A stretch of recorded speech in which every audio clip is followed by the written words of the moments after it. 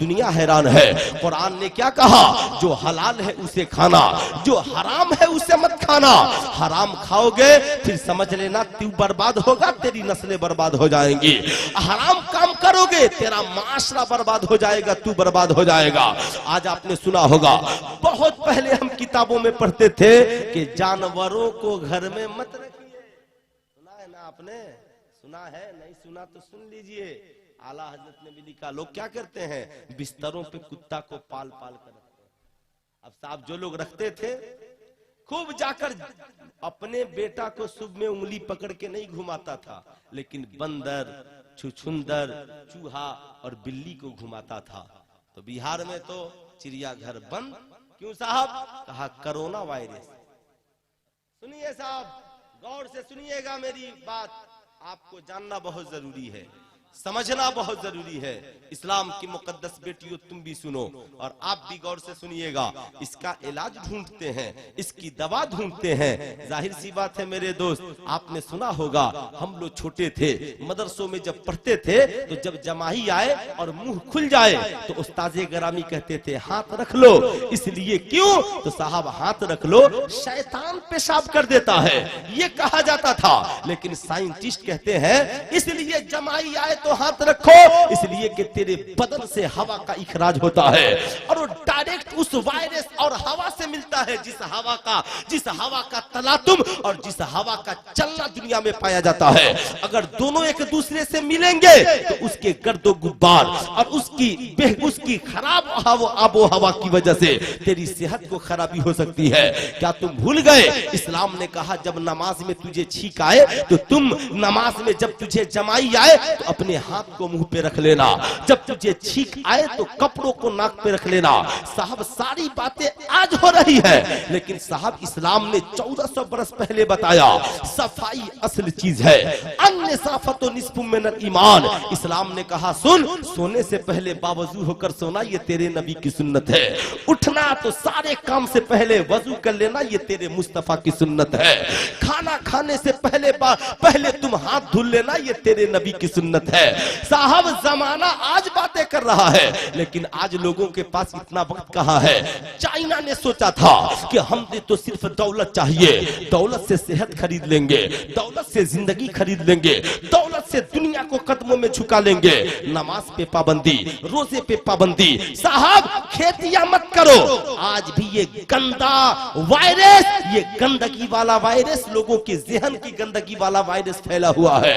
आज लोग कहते हैं, चाइना ने कहा 1 महीना रमजान में मुसलमान रोजा रखते हैं, मुल्क 1 महीना हर साल पीछे जा रहा है।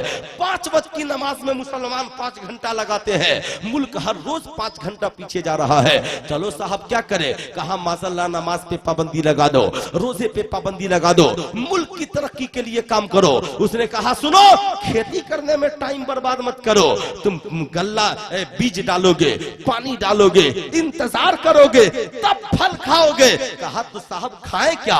कहा खाने की कमी है, छिपकली है खा लो, छिपकली है खा लो, गधा है खा लो, चूहा है खा लो, बिल्ली है खा लो, कुत्ता है खा लो।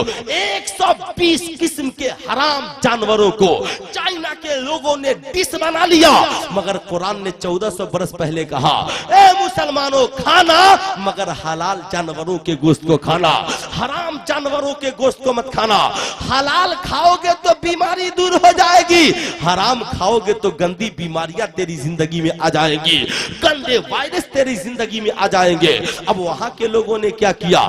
खेतियां बंद कर दी, प्लास्टिक के चावल खाने लगे, छिपकली खाने लगे, छुछुंदर बिल्ली खाने लगे, कुत्ते और गधे का गोश्त खाने लगे। साहब शराब के आदी बन गए, ज़ना के आदी बन गए। नतीजा क्या निकला? जब तमाम बुराइयों और गंदे माशरे के आप आदी बन जाओगे तो तेरे जिस्म से अच्छा वायरस नहीं निकलेगा, बल्कि तेरे जिस्म से कोरोना वायरस और बुरा वायरस से निकलेगा। अब साहब जब ये बुरा वायरस चलेगा तो ऐसा नहीं कि उससे सब बच जाएंगे, जो भी उस माहौल में रहेगा, क्या हिंदू क्या मुसलमान, क्या क्रिश्चियन क्या ईसाई, क्या गरीब क्या अमीर, माशरा जब बुरा होगा तो वक्त का मुत्तकी भी उस माशरे में नहीं बचेगा, वक्त का आलिम और पीर भी उस गंदे माशरे में नहीं बचेगा। उठा उठाओ कुरान और पढ़ो। जब जिब्राइल ने किसी शहर को पलटा तो किसी ने कहा हुजूर उस शहर में तो अल्लाह का वली भी रहता है। कहा वली रहता है मगर लोगों को खुदा की हिदायत की बातें क्यों नहीं करता है, लोगों को खुदा की तरफ लाने की बातें क्यों नहीं करता है, क्यों नहीं करता है। इसलिए साहब ये मत सोचना हम नमाज पढ़ेंगे तो हम बच जाएंगे, हम हज कर लेंगे हम बच जाएंगे। तुम चाहते हो कि गंदी वायरसों से बचो, गंदगियों से बचो, तो उसका सीधा इलाज ये है गुनाहों से तौबा करो और कहो कुरान ने गंदी चीजों को खाना हराम किया है, कुरान ने शराब को पीना हराम किया है, कुरान ने ज़ना को हराम किया है, कुरान ने जिन जानवरों को हराम किया है उसका गोश्त खाना बंद कीजिए और कुरान ने जिसे हलाल किया है उसे खाना शुरू कीजिए। नबी की सुन्नत के मुताबिक जिंदगी गुजारिए। एक वायरस क्या, सारी दुनिया की वायरसों का खात्मा खात्मा हो जाएगा। लेकिन आज साहब आज पूछिए ना मुसलमानों से, आज प्रोटेस्ट हो रहा है ना भाई जगह जगह, अरे बोलिए ना जोर से, हो रहा है ना भाई प्रोटेस्ट। अच्छा प्रोटेस्ट में कौन है आगे भाई, सबसे ज्यादा महिलाएं आगे, और सबसे ज्यादा महिलाओं पे जुल्म है। ईमानदारी की बात सुनिएगा और इसे याद रखिएगा। आज साहब 100 दिन से ज्यादा हो गए मुस्लिम महिलाएं धरना पे बैठी हैं। बेशक काले कानून के खिलाफ, जुल्म के खिलाफ मर्द और औरत सबको बोलना चाहिए, लेकिन 100 साल से ज्यादा का जमाना गुजर गया, जहेज की वजह से बेटियां जलाई जा रही हैं, जहेज की वजह से बेटियां मारी जा रही हैं, जहेज की वजह से गरीब रो रहे हैं। बताओ इस्लाम की बेटियों तुम इसके खिलाफ कब मुजाहरा करोगी, इसके खिलाफ कब हमारी माए बहनें आवाज बुलंद करेंगी। मौलाना तकरीर करे तो आज का अमीर सुन करके कान बंद कर लेता है, हम तो बेटे की शादी में जहेज लेकर के रहेंगे। लेकिन सुल्तान रजा बताना चाहेगा, सुनो मसलक के आला हजरत क्या है। मेरे इमाम ने लिखा, या रसूल अल्लाह तेरे गुलामों का नक्शे कदम है राहे खुदा, वो क्या बहक सके जो ये सुराग लेकर चले। अब जरा गौर से सुनना, प्यार से सुनना, दुनिया के सबसे अमीर इंसान का नाम मुहम्मदुर रसूलुल्लाह सल्लल्लाहु अलैहि वसल्लम है। दुनिया की सबसे अमीर औरत का नाम हजरत खदीजतुल कुबरा है। गौर से सुनिएगा तब जाकर बात समझ में आएगी। साहब सरकार से बड़ा अमीर दुनिया में कोई नहीं है। सरकार फरमाते हैं अगर मैं चाहूं तो एक तरफ सोने का पहाड़ चले। माशाअल्लाह, अस्सलाम वालेकुम। शैतान कभी नहीं चाहता कि मुसलमान तकरीर सुने, शैतान को टेंशन है जहां मुसलमान तकरीर सुना नमाजी बन जाएगा, रोजा रखने लगेगा, माँ बाप की खिदमत करने लगेगा। तो शैतान कहता ना ना सुनो, जो नहीं समझ में आए वही सुनना, है ना। नहीं समझ में आए तो समझ रहे हैं ना, असद भाई पढ़ते हैं ना, लमियाते नजीरो कफी नजरीन, खूब जमाए एक जलसे में पढ़ कर। मैंने एक लड़के को बोला बताओ इतना पैसा वैसा दिए जमाए, इस शेर का मतलब क्या हुआ। कहा हजरत हम मतलब थोड़ी समझते हैं, आवाज बहुत अच्छी, आवाज बहुत अच्छी है। साहब नहीं, बेशक नात सुनिए, नात सुनने से ईमान में ताजगी पैदा होती है। खुद भी नात पढ़िए, अपनी औलादों को भी नात पढ़े। मैं नात का मुखालिफ नहीं हूँ, मैं तो खुद चाहता हूँ कि नसीम भाई मुझको शायरी सिखला दे, नात पढ़ना सिखला दे, खादिम शोरा बन जाऊं मैं। लेकिन मैं ये बताना चाह रहा हूं, जरा गौर से सुनिएगा, सरकार से ज्यादा अमीर दुनिया में कोई इंसान नहीं गुजरा। साहब अब जरा सा पूछिए मुस्तफा जाने रहमत से ज्यादा अमीर कौन है। साहब आका फरमाते हैं एक तरफ चाहूं तो सोने का पहाड़ चले, एक तरफ चाहूं तो चांदी का पहाड़ चले, दोनों जहां के खजाने की चाबियां सरकार के हाथों में है। हमारे इमाम ने लिखा, कौन देता है देने को मुंह चाहिए, देने वाला है सच्चा हमारा नबी। साहब मर्दों में मुस्तफा से ज्यादा कोई अमीर नहीं, और औरतों में सैयदा खदीजतुल कुबरा से ज्यादा कोई अमीर नहीं। हम सब की अम्मी जान है, हम सब की मुकद्दस माँ है हजरत सैयदा खदीजतुल कुबरा। साहब अल्लाह ने इतना माल दिया था हजरत खदीजा को कि सारी दुनिया के सब मक्के के सारे अमीरों का माल एक तरफ और तन्हा हजरत खदीजा का माल एक तरफ। एक एक मार्केट में 90-90 ऊंट पे उनके माल लाद कर जाते थे।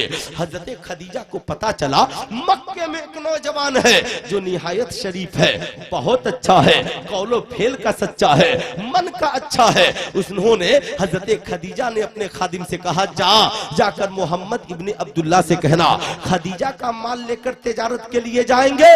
खादिम जाता है, आका जी मैं खदीजा का खादिम हूँ, आपकी बारगाह में आया हूँ। आका जी खदीजा का माल लेकर तिजारत के लिए जाएंगे। हजरत खदीजा का माल लेकर तिजारत के लिए जाएंगे। आका मुस्कुराते हैं और कहते हैं, अभी नसीम भाई ने कहा ना बार बार के मुस्कुराया करो। आका मुस्कुराए और कहा, ओ सुनो, मैं क्यों नहीं जाऊंगा, मैं भी ताजिर, मेरे बाबा भी ताजिर, मेरे दादा भी ताजिर, मैं ताजिरों का बेटा हूं, जरूर जाऊंगा। खादिम हंसता हुआ वापिस पलटता है और हजरत खदीजा के पास जाता है। जाकर कहता है, सैयदा आका ने आपकी बात को कबूल कर लिया है। सैयदा ने कहा, ओ गुलाम इधर आना, ये बात सुनो, मैंने इसलिए उन्हें नहीं कहा कि वो जाकर के माल बेचेंगे, माल उतारेंगे। सुनो, मैंने इसलिए तुझे भेजा ताकि रास्ते में देखना उनके बोलने का तरीका कैसा है, उनके चलने का सलीका कैसा है, उनके गुफ्तगू का अंदाज कैसा है, उनके तिजारत का अंदाज कैसा है, कौलो फेल उनका कैसा है। अल्लाह अल्लाह, खादिम आका के साथ माल लेकर के जाता है। मुस्तफा जाने रहमत आगे आगे, खादिम पीछे पीछे। खादिम हैरान है, सूरज अपने वक्त से निकलता है, सूरज की गर्मी से लोगों के बदन जल रहे हैं, मगर जब हमारे आका चलते तो आका के सर पे बादल साया करके चलता। अब गुलाम हैरान है, इंसान तो बहुत देखे मगर ऐसा इंसान पहली बार देखा है, चले तो इसके सर पे बादल साया करके चले। थोड़ी दूर और आगे बढ़े मुस्तफा, आका एक जगह बैठ गए, एक दरख्त अपनी जगह से चला, आका के सर पे आकर साया फगन हो गया। गुलाम हैरान है, इंसान तो बहुत देखा मगर ऐसा इंसान पहली बार देखा है जिसके सर पे आकर दरख्त साया करे। यहूदियों गिरजा घर के पादरियों की नजर पड़ गई। पादरियों ने हजरत खदीजा के खादिम को बुलाया, इधर आना, ये बताइए किनको लेकर आए हो। कहा, ये मोहम्मद इब्ने अब्दुल्ला है, काबे के मुतवल्ली हजरत अब्दुल मुत्तलिब के पोते हैं। तो पादरियों ने कहा, सुनो, तेरे लिए मोहम्मद इब्ने अब्दुल्ला होंगे मगर ये मुसलमानों के आखिरी पैगंबर है, आगे लेके न जा, यहाँ से वापिस पलट जा। कहा, खदीजा का माल का क्या होगा। कहा, करीब के बाजार में जा, ये मुसलमानों के पैगंबर हैं, इनकी बरकत से तेरा सारा माल बिक जाएगा। खादिम मुस्कुराता हुआ गया। कहा, आका जी अब हम आगे नहीं जा सकते, खतरा है। आका मुस्कुराने लगे। खादिम कहता है, जब आका मुस्कुराए तो दंदाने मुबारक से नूर निकलने लगे, यूं मुस्कुराए जान सी कलियों में पड़ गई, यूं लब कुशा हुए के गुलिस्तां बना दिया। साहब फिर क्या था, आका आगे बढ़े, खादिम भी चला, बाजार में पहुंचे, खादिम माल उतारता है। आका जी माल कैसे बेचे। कहा, ऐलान कर दो, खदीजा का माल तेरे शहर में आ गया, खदीजा का माल तेरे शहर में आ गया है। साहब आज पूछिएगा, नसीम सर साहब से बहुत ब्रांडेड कंपनी की सारी चीजें रखते हैं। साहब कपड़ा किस कंपनी का चाहिए, अटैची किस कंपनी की चाहिए, जाहिर सी बात है लोग ब्रांडेड। ऐसे ही उस जमाने में लोग सुनते कि ये खदीजा का माल है तो बेला पूछे खरीद लेते थे। माल खदीजा का है। खादिम कहता, आका बेचे कैसे। कहा, सुनो, एक रेट मत रखना। कहा, आका क्या करें। कहा, कटा का अलग माल लगाओ, अच्छा का अलग दाम लगाओ, लोगों को बताओ कि इसके अंदर ये खराबी है, इतना पैसा लेंगे, इसके अंदर ये अच्छाई है, इसका इतना पैसा लेंगे। लोग हैरान है, आज तक कोई ऐसा बिजनेसमैन नहीं आया जो अलग अलग कपड़ों की खराबी बता करके माल बेचे, अलग अलग सामान की खराबी बता करके माल बेचे। लोग हैरान रह गए। पूछा, गुलाम ये तुम नया तरीका लाए हो, सारे लोग तो ऐब छिपा कर बेचते हैं। कहा, ये मुस्तफा है जिन्होंने बताया है कि ऐब छिपा कर नहीं बल्कि ऐब दिखा करके बेचना है। फिर क्या था, पूरे इलाके में हंगामा हो गया। आज मक्के से एक सच्चा शख्स माल लेकर आया है, मक्के से एक ईमानदार शख्स माल लेकर के आया है, जो माल महीनों में बिकता था, आका की सुहबत और सच्चाई की वजह से घंटों में खदीजा का माल बिक गया। अब आका खादिम के साथ वापिस आ गए। हजरत खदीजा ने खादिम को बुलाया, बताओ तूने मोहम्मद इब्ने अब्दुल्ला को कैसा पाया? खादिम ने कहा, सैयदा बस मुख्तसर कहानी ये है, जब तक मुस्तफा से मिला नहीं था, जिस्म भी आपका गुलाम था, दिल भी आपका गुलाम था, मगर जिस्म खदीजा का गुलाम है, दिल मुस्तफा का गुलाम हो गया है, दिल मोहम्मद इब्ने अब्दुल्ला का गुलाम हो गया है। अल्लाह अल्लाह, जरा गौर से सुनना। खदीजा कहती है, क्या पाया तूने उनके अंदर? कहा, ए खदीजा, जानती हो इंसान बहुत देखा, मगर जिसके सर पे बादल साया करे ऐसा इंसान नहीं देखा, जिसके सर पे दरख्त साया करे ऐसा इंसान नहीं देखा, जो सच्चाई के साथ बिजनेस करे ऐसा इंसान नहीं देखा, जो ईमानदारी के साथ मार्केट में सामान बेचे ऐसा इंसान नहीं देखा। खदीजा ने कहा, बस मुझे ईमानदार चाहिए, बस मुझे अच्छा किरदार और कैरेक्टर वाला चाहिए। जाकर मुस्तफा से कहना खदीजा आपसे निकाह करना चाहती है। ओ इस्लाम की मुकद्दस शहजादियों, सुल्तान रजा की आवाज सुन रही है तो याद रखना।